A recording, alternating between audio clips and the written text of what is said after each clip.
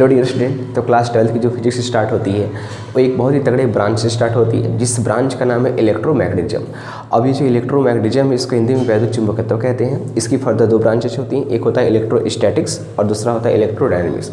अब ये जो इलेक्ट्रोस्टैटिक्स और इलेक्ट्रोडायनेमिक्स है ये दोनों के दोनों एक बहुत ही गहरे मतलब इलेक्ट्रिक चार्ज से बहुत ही गहरे रिलेशन रखते हैं सब। अब ये इलेक्ट्रिक चार्ज जो है, अगर आप इलेक्ट्रोस्टैटिक्स पढ़ते हैं तो इलेक्ट्रोस्टैटिक मतलब इस ब्रांच में जो इलेक्ट्रिक चार्ज होगा वो रेस्ट में होता है, और ही इलेक्ट्रिक चार्ज जब हम लोग डायनेमिक्स पढ़ते हैं तो उस डायनेमिक्स ब्रांच में इलेक्ट्रिक चार्ज किस में होगा तो मोशन स्टेट में होता है। तो अगर इसकी हम डेफिनेशन की बात करें तो हम कह सकते हैं कि यदि अब ब्रांच का मतलब शाखा ही होता है तो कहेंगे भौतिक विज्ञान की वह शाखा जिसमें इलेक्ट्रिक चार्ज मीन्स वैद्युत आवेश विरामावस्था में होता है, तो इसके अध्ययन को हम क्या कहेंगे इलेक्ट्रोस्टैटिक्स कहते हैं, मीन्स स्थिर वैद्युतिकी कहते हैं। अब वही चीज़ अगर वो गति की अवस्था में होगा तो इलेक्ट्रोडायनेमिक्स कहेंगे।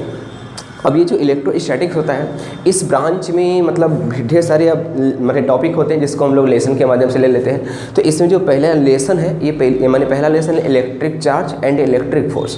तो इलेक्ट्रिक चार्ज और इलेक्ट्रिक फोर्स की प्रॉपर्टी को पढ़ने के बाद उसमें एक छोटे से न्यूमेरिकल बहुत ही मतलब अच्छे न्यूमेरिकल बनते हैं कि अगर कोई मैंने ट्रायंगल दिया हुआ है, कोई वर्ग दिया हुआ है, कोई आयत दिया हुआ है या कोई समषष्ठभुज दिया हुआ है, मतलब समषष्ठभुज हो गया, समअष्टभुज हो गया, तो अगर इस तरह की आकृति बन रही है तो अगर उसके शीर्ष पर हम समान परिमाण मीन्स इक्वल मैग्नीट्यूड के आवेश चार्ज मीन्स रख दें तो उसके सेंटर पर किसी भी प्रकार का आवेश रखें तो उस पर नेट इलेक्ट्रिक फोर्स की वैल्यू क्या होती है। तो इस तरह के सॉल्यूशन माने क्वेश्चन को आज हम यहाँ पर डिस्कस करने वाले हैं। आइए समझते हैं।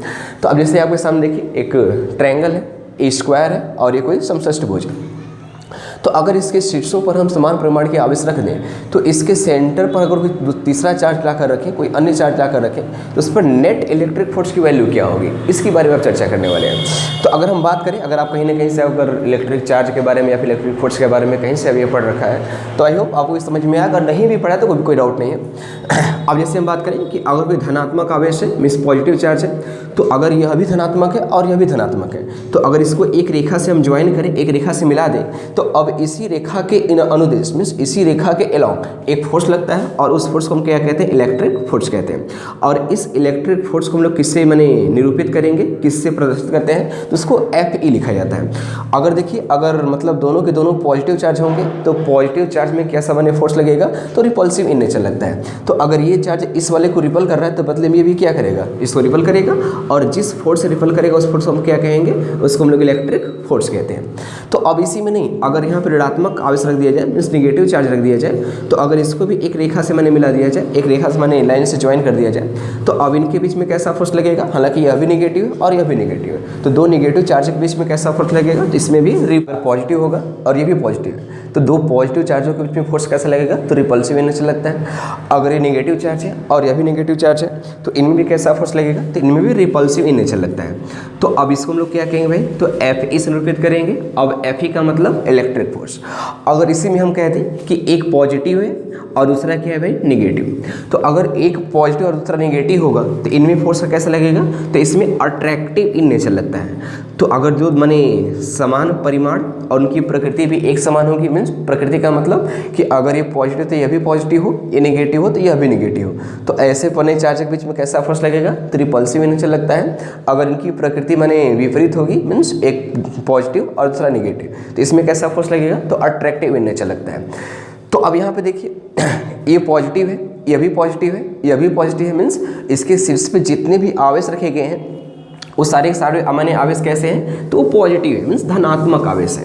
तो अब देखिए धनात्मक आवेशों के बीच में कैसा फोर्स लगेगा, तो रिपल्सिव इन नेचर लगता है, एक दूसरे को माने रिपेल करते हैं, ढकेलते हैं, धक्का देते हैं। तो अगर इसके सेंटर पर अगर हम किसी भी प्रकृति का आवेश ला कर रख दें, अब जैसे मान लीजिए कि अगर इसके सेंटर पर एक कैपिटल क्यू आवेश ला कर रख दिए हैं, तो अब देखिए यह भी पॉजिटिव है और यह भी पॉजिटिव है, तो दो पॉजिटिव चार्जों के बीच में कैसा फोर्स लगेगा, तो रिपल्सिव इन नेचर लगता है। तो अब इसकी वजह से जो इस पे फोर्स लगेगा इसकी डायरेक्शन ये होगी और इसकी वैल्यू हम क्या मान लेते हैं भाई, इसकी वैल्यू हम लोग Fe मान लेते हैं। तो अब इसी के जस्ट विपरीत ये भी आवेश है, तो अब इसके वजह से भी इस पे फोर्स लगेगा। तो अब यहाँ पे माने पॉजिटिव है और यह भी पॉजिटिव है, तो दो पॉजिटिव चार्जों के बीच में कैसा फोर्स लगना है, तो रिपल्सिव इन नेचर, तो मतलब ये भी माने चार्ज क्या करेगा, इसको रिपल करेगा, धक्का देगा, प्रतिकर्षित करेगा और इसका मान भी क्या होगा, तो इसका मान भी F ही होगा। अब वैसे ही अगर हम इसकी बात करें तो अब देखिए ये भी पॉजिटिव है और यह भी पॉजिटिव है, तो अब इसके वजह से इस पर जो फोर्स लगेगा इसकी दिशा तो ये होगी, अब इस पर इसकी वैल्यू क्या होगी, इसकी वैल्यू भी F ही होगी। क्यों? क्योंकि इसकी जो साइड होती है आपस में क्या होती है, इक्वल होती है। अब वैसे इसकी वजह से भी फोर्स लगेगा और इसकी वैल्यू भी क्या होगी, तो F ही होगी। वैसे इसकी वैल्यू भी क्या होगी, F ही होगी और इसकी वैल्यू भी F ही होगी, इसकी वैल्यू भी F ही होगी और इसकी वैल्यू भी F ही होगी। क्यों? क्योंकि ये जो माने इसके वजह से जो इस पर फोर्स लगेगा उसकी डायरेक्शन इधर है, तो इसके वजह से इधर हो जाएगा, इसके वजह से इसकी दिशा इधर है तो इसकी वजह से डायरेक्शन ये इधर हो जाएगा। तो अब देखिए अब यहाँ पे जो सेंटर पे आवेश रखा गया है, इस आवेश पे एक फोर्स इस साइड लग रहा है, दूसरा जस्ट इसके अपोजिट इस साइड लग रहा है। जितना मैग्नीट्यूड इसका उतना ही मैग्नीट्यूड इसका है, तो ये दोनों के दोनों क्या करेंगे, तो एक दूसरे को कैंसिल कर देंगे, निरस्त कर देंगे, क्योंकि मैंने इनका मैग्नीट्यूड आपस में इक्वल है और डायरेक्शन जस्ट अपोजिट है। और वैसे ही ये दोनों भी क्या करेंगे, आपस में कैंसिल आउट कर देंगे, ये भी आपस में कैंसिल आउट कर देंगे और ये भी आपस में कैंसिल आउट कर देंगे। तो यहाँ पे जो कैपिटल क्यू आवेश होगा, इस कैपिटल क्यू आवेश पर जो नेट फोर्स होगा, इस नेट फोर्स का मान क्या मिल जाएगा, तो 0 मिल जाएगा, 0 मिल जाएगा। वैसे ही अगर यहाँ पे हम एक कैपिटल क्यू आवेश ला कर रख दें, तो अब वैसे भी देखिए यहाँ पर भी धनात्मक आवेश है और यहाँ पर भी धनात्मक आवेश है, तो अब इस पर कैसा फोर्स लगेगा, तो इसके वजह से जो इस पर फोर्स लगेगा वो रिपल्सिव इन नेचर होगा और इसकी वैल्यू क्या मान लेते हैं, तो F ही मान लेते हैं। वैसे इसके वजह से इस पर लगेगा, इसकी वैल्यू क्या होगी, तो F ही होगी। वैसे ही इसके वजह से इसका वैल्यू भी क्या होगा, तो F ही होगा और वैसे ही इसका भी F ही होगा।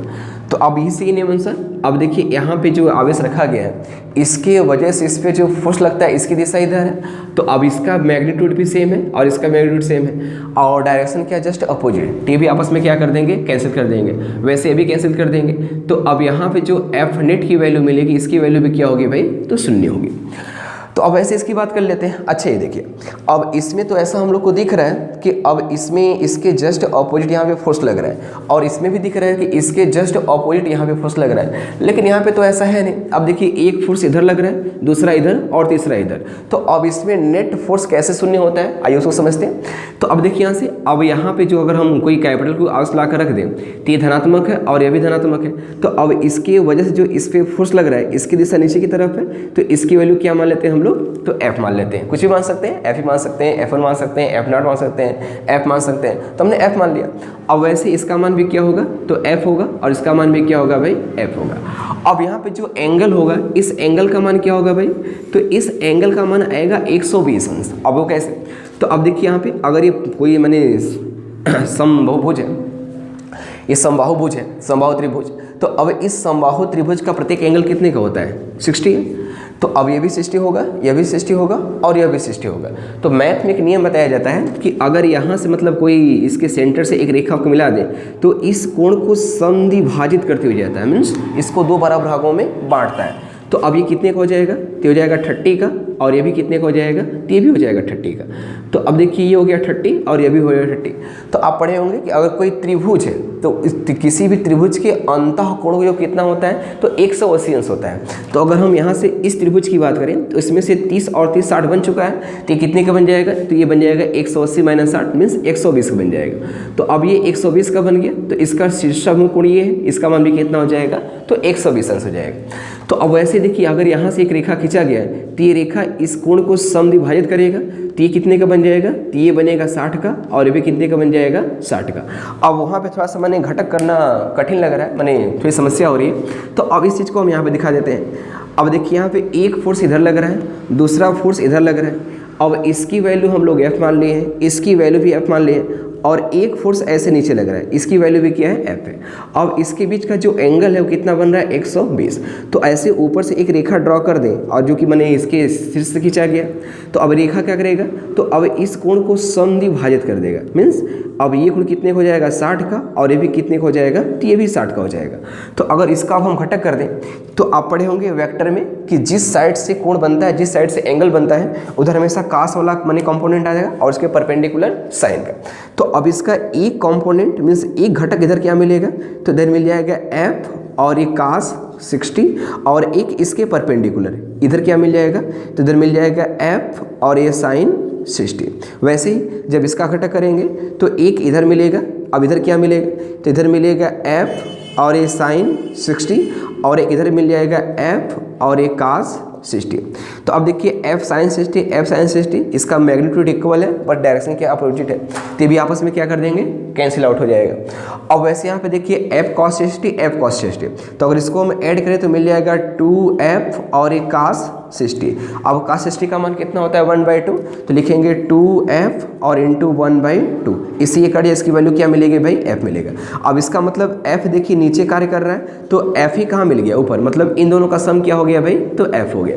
तो अब देखिए F फोर्स नीचे और F फोर्स नीचे, अब ये क्या कर देगा, आपस में भी कैंसिल आउट कर देगा। तो यहाँ से एक निष्कर्ष निकलता है, आप इसको नोट आउट कर लीजिए, मैंने अपनी कॉपी में नोट कर लीजिएगा कि यदि किसी समबहुभुज के शीर्षों पर समान परिमाण एवं प्रकृति के आवेश रखे गए हों तो उसके सेंटर पर किसी भी प्रकार का आवेश रख दिया जाए, उस पर नेट इलेक्ट्रिक फोर्स की वैल्यू 0 होती है। तो आई होप ये जरूर समझ में आएगा। अगर वीडियो अच्छी लगी तो इसको आगे बढ़ाइएगा।